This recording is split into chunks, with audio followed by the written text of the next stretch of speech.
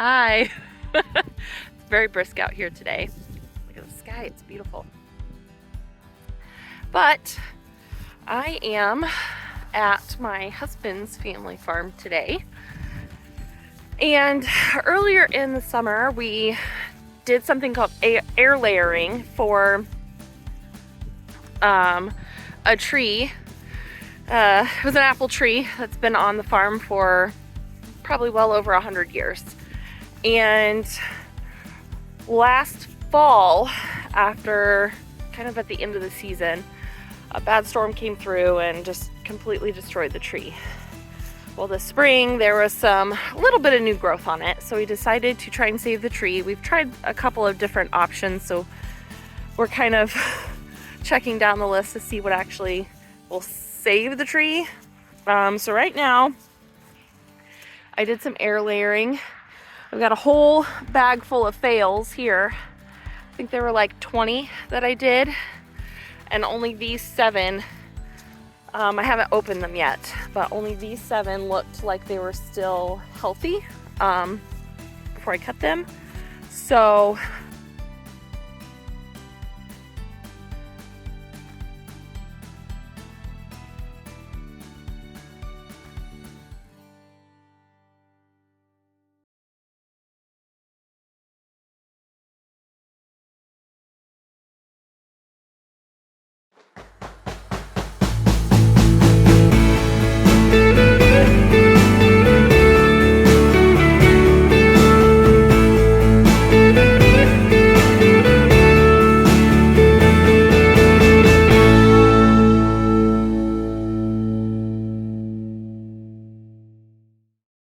okay, so I've already clipped off all of the zip ties.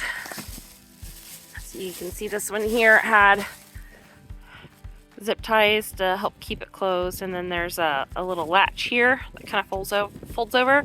So I've already removed all of the zip ties and the little latches just to make it a little bit easier here. And just as a point of reference, like I said, I had about 20 of these started on the apple tree, and the reason why I only have 7 is because they were either had either rotted through, so that top piece there had completely like broken off and fallen away, so I knew that obviously didn't work, or they were looking a little shriveled on top, so when I checked there was absolutely no root growth. So these 7, we're gonna see if we have any root growth at all. And the reason why I wanted to take them down is because we're in Indiana and it is currently November 27th, and we've already had a couple of freezing days, and I'm really afraid if I leave them on over the winter that if I try and save them for the spring, where I might get a little bit more root growth, I might not have any to actually attempt that from. So I decided to go ahead and cut them off. If I have any with root growth, then I'll get them repotted and leave them in my in-laws garage for the winter, so that it still stays fairly cold, so they stay dormant, but that they're not right out in the really cold weather in the snow. So let's take a look here. Let's see if we got anything. Okay, this is a good sign. It doesn't look like much, but this little bump right here, this kind of lumpy thing, is actually the start of roots. Sorry, it's not focused. There we go. You can kind of see, I wish I had 2 hands so I could kind of wipe off the dirt a little bit, but I'll be really gentle because I don't want to knock any little roots off. This portion down here, you can see there's a little bit growing down there as well. So I might keep that, but I'll look into it a little bit more. Otherwise, I'll cut it off kind of right here and get that repotted. So hopefully we can get this thing getting some roots in it. So I'm gonna put her right back in here so that it doesn't get too cold, because it's pretty cold out here today. It's probably in the lower 40s. So it's not freezing right now, which is why I decided to do this now. Oh yeah, look at that one. That's beautiful. Got a lot on this one. All of this kind of light colored, kind of all the way down here. That's the start of roots, so that's perfect. Perfect.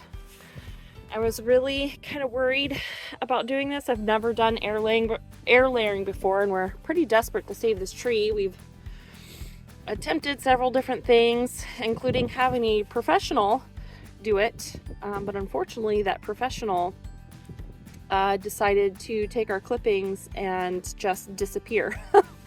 I've tried to call him and email him, and nothing has worked. Ooh, buddy, look at that one.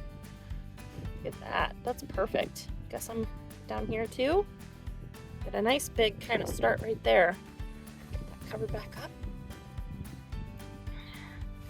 Do our next one. Another really good start.